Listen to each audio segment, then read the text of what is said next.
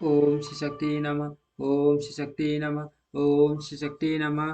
पंचम अंश 32वां अध्याय उषा चरित्र। श्री व्यास जी बोले, रुक्मिणी के गर्भ से उत्पन्न हुए भगवान ने प्रद्युम्न आदि पुत्रों का वर्णन हम पहले ही कर चुके हैं। सत्यभामा ने भानु और भौमेरिक आदि को जन्म दिया। श्री हरि के रोहिणी के गर्भ से दीप्तिमान और ताम्रपक्ष आदि तथा जाम्बवती से बलशाली सांब आदि पुत्र हुए। नागन जीती छठिया से महाबली भद्रविंद आदि और दैवया मित्रविंदा से संग्राम जीत आदि उत्पन्न हुए। मादरी से वर्क आदि लक्ष्मणा से गात्रवान आदि तथा कालिंदी से सूट आदि पुत्रों का जन्म हुआ। इस प्रकार भगवान की अन्य स्त्रियों के भी 88,888 पुत्र हुए। इन सब पुत्रों में रुक्मिणी नंदन प्रद्युम्न सबसे बड़े थे।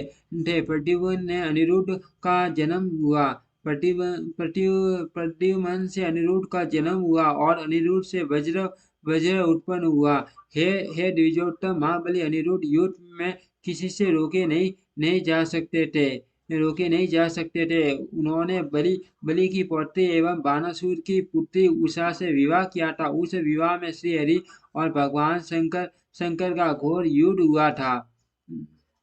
और श्री कृष्णचंद्र ने बानासुर की शस्त्र भुजाएं काट डाली थी। श्री मैत्री जी बोले, हे ब्राह्मण, उषा के लिए श्री महादेव और कृष्ण का युद्ध क्यों हुआ और श्री हरि ने बानासुर की भुजाएं क्यों काट डाली है?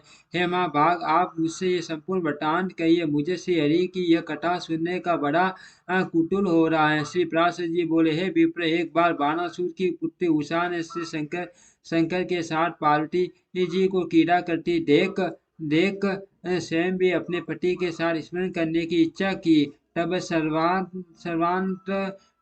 यामिनी श्री पार्वती जी ने उसे सुकुमारी से कहा, तू अधिक संतप्त मत हो, यथा समय तू भी अपने पति के साथ रमन करेगी। पार्वती जी के ऐसा कहने पर उषा ने मन ही मन यह सोच कर कि न जाने ऐसा कब होगा और मेरे पति भी कौन होगा, इस संबंध में पार्वती जी से पूछा। तब पार्वती जी ने उससे फिर कहा।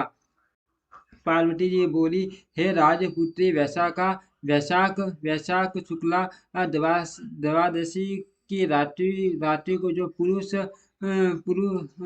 सपन में तुझसे हठात संभोग करेगा, वही तेरा पति होगा। श्री पराशर बोले, तदंतर उसी तिथि को उषा की सपनावस्था में किसी पुरुष ने उससे, जैसा श्री पार्वती देवी ने कहा था, उसी प्रकार संभोग किया और उसका भी उसमें अनुराग हो गया। हे मैत्रेय, तब उसके बाद स्वप्न से जगने पर जब उसने उस पुरुष को न देखा तो वह उसे देखने के लिए अत्यंत उत्सुक होकर अपनी सखी की और लक्ष्य करके निर्जलता पूर्वक कहने लगी, हे नाथ, आप कहाँ चले गए? बानासुर का मंत्री कुंभान था। उसकी चित्रलेखा लेखा नाम की पुत्री थी। वह उषा की सखी थी। उषा का यह प्रलाप सुनकर उसने पूछा, यह तुम किसके विषय में कह रही हो? किंतु जब लज्जावश उषा ने उसे कुछ भी न बतलाया, तब चित्रलेखा ने सब बात गुप्त रखने का विश्वास दिलाकर उषा से सब वृत्तांत कहला लिया।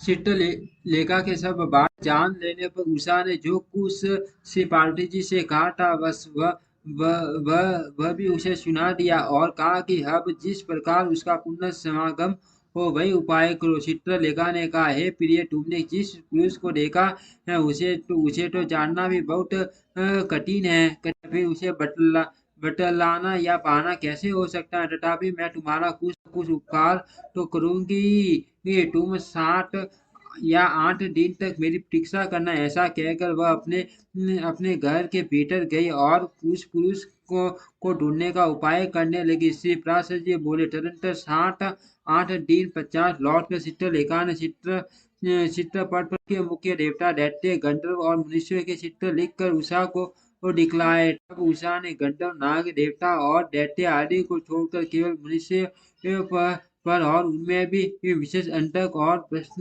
वृष्णिवंशी यादवों पर ही दृष्टि दी। हे देवी, राम और कृष्ण के शीतल लेख देखकर वह सुंदर प्रकृति वाली लज्जा से जड़बग हो गई थी तथा प्रद्युम्न को देखकर उसने लज्जावश अपनी दृष्टि हटा ली। तत्पश्चात प्रद्युम्न तय प्रियतम अनिरुद्ध जी को देखते ही उस अत्यंत विलासिनी की लज्जा मानो कहीं चली गई। वह बोल उठी, वह यही है। उसके इस प्रकार कहने पर योगगामिनी चित्रलेखा ने उस बानासुर की कन्या से कहा।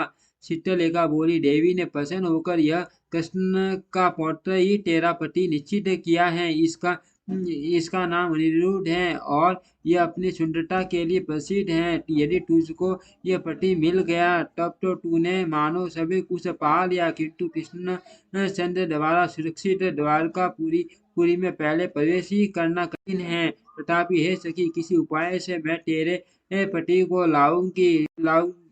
तू इस गुप्त रहस्य को किसी से भी न कहना। मैं शीघ्र ही आऊंगी। इतनी देर तू मेरे वियोग को सहन कर। अपनी सखी उषा को इस प्रकार ढांढस बंधा कर चित्रलेखा द्वारकापुरी को गई। इति श्री विष्णु पुराणे पंचम अंश द्वादशो अध्यायम्। ओम श्री शक्ति नमः। ओम श्री शक्ति नमः। ओम श्री शक्ति नमः।